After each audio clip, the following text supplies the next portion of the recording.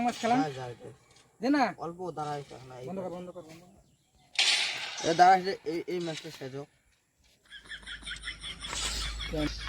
আরে দে না এক ম্যাচ খেলাম দে না আরে দে না এই ওয়ানটা দিছম তুই তো সেই খেলিস রে খেলি মানে কে খেলিম না দেখ না দেখ ওই কি করে